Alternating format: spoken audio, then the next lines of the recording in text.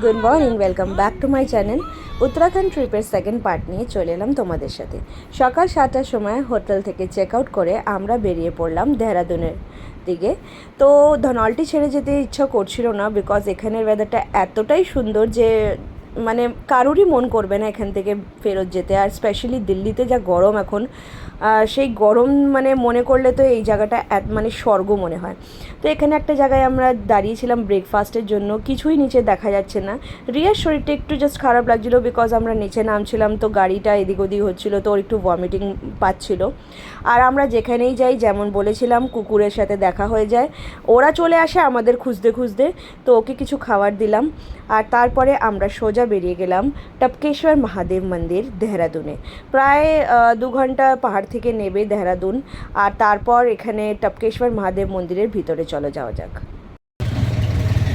তো আমরা এখন এসেছি টপকেশ্বর মহাদেব মন্দির, যেটা কি দেহরাদুনে। তো এখানে পুজোর ডালা নেওয়া হয়ে গেছে, দেখাও। আর ভিতরে গিয়ে চলো পুজো দিচ্ছি। এখানে অনেক বান্দর আছে, বাবার হাত দিয়ে, বাবা বান্দর আছে। তো চলো ভিতরে দেখাই।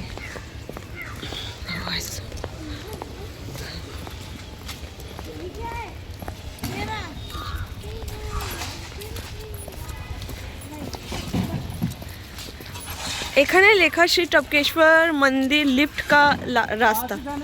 তো লিফট দেখতে, তো ভিতরে এসেই ভিতরটা দেখে খুবই সুন্দর লাগলো। এই জায়গাটা মানে প্রায় অনেকগুলো মন্দির একসাথে বানানো। এর মধ্যে অল্প একটু লাইন ছিল, তো আমরা প্রসাদ নিয়ে দাঁড়িয়ে গেলাম লাইনে।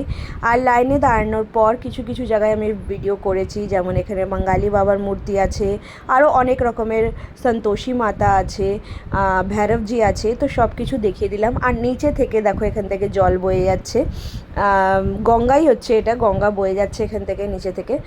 এখানে এখন যে স্রোতটা অনেক কম, নাকি স্রোত অনেক বেশি হয়ে যায় কোনো কোনো সময় যখন বৃষ্টির সময়।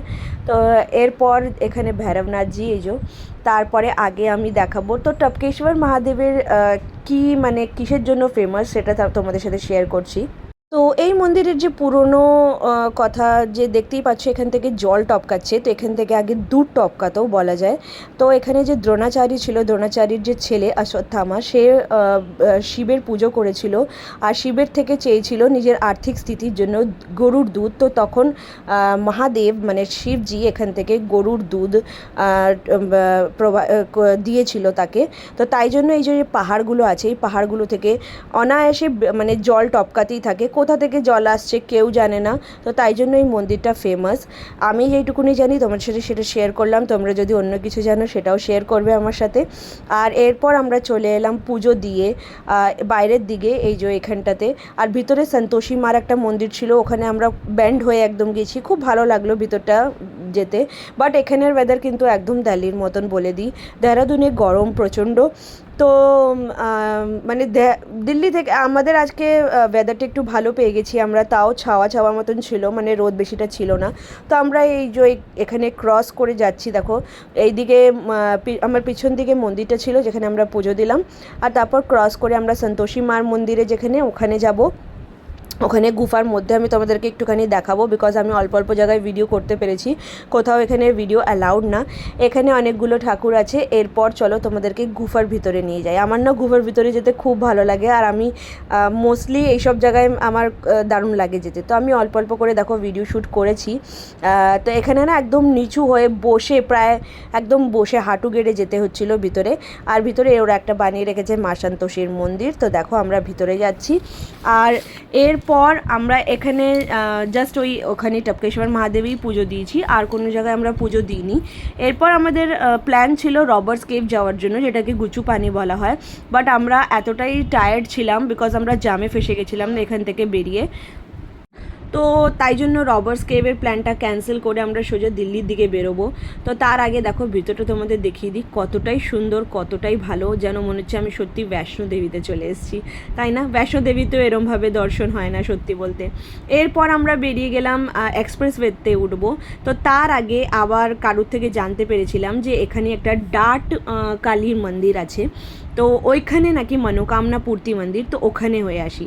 তো চলো ওখানে যাওয়া যাক। তো সবার আগে এখানে মা ভদ্রকালী আছে, আর এর আগে গুফা আছে, ওই গুফাটা ক্রস করে মা ডাটকালীর মন্দির আছে। তো এখানেরও পৌরাণিক যে কথা আছে, মানে পুরনো কথায় বলা যেতে পারে যে এখানে না সব রকমের মনোকামনা পূর্তি হয়। আর এই মন্দিরটা একদম রোডের সাইডে বলে এটাকে সরিয়ে দেওয়া হয়েছিল, বাট রাতোরাত এখানে মা কালীর মূর্তি নিজের থেকে দাঁড়িয়ে গেছিলো।